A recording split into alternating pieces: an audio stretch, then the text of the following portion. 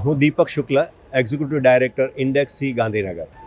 ભાઈ, આપણે ત્યાં જે લોકો લોકકલા અને પારંપરિક કલાની અંદર કામ કરે છે, હસ્તકલા અને હસ્તશિલ્પમાં કામ કરે છે, એ લોકોને ઓથેન્ટિક પ્રોડક્ટ છે કે નહીં એમ લોકોને ખબર પડતી નથી.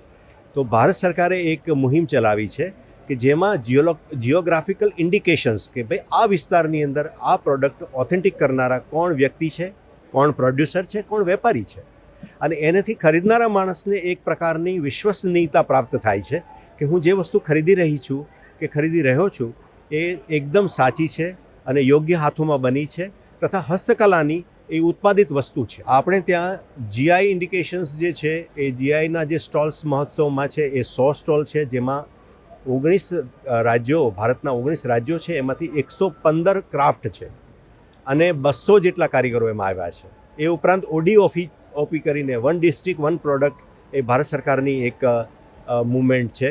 એમાં બીજા 100 સ્ટોલ છે, ખાદી અને વિલેજ કમિશનના બીજા 50 સ્ટોલ છે અને નવા કારીગરો જેને પોતાના પ્રયોગો કર્યા છે એવી હસ્તકલાના પણ 300 સ્ટોલ આ પ્રદર્શનીમાં લાગ્યા છે.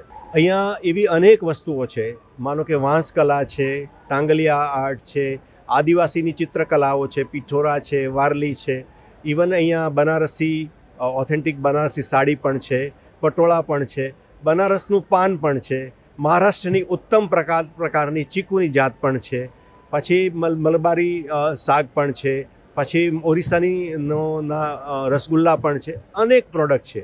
સુરતીઓને આ એક વખત મુલાકાત લેશે તો એમને મનભાવન વસ્તુઓ ચોક્કસ મળી શકશે અને એ પણ વિશ્વાસપાત્ર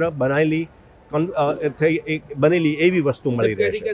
16 થી 25 તારીખ સુધી આ એક્ઝિબિશન ચાલવાનું છે અને એમાં અનેક પ્રકારની હસ્તકલા અને હાથશાળની પ્રોડક્ટ લેવાની છે.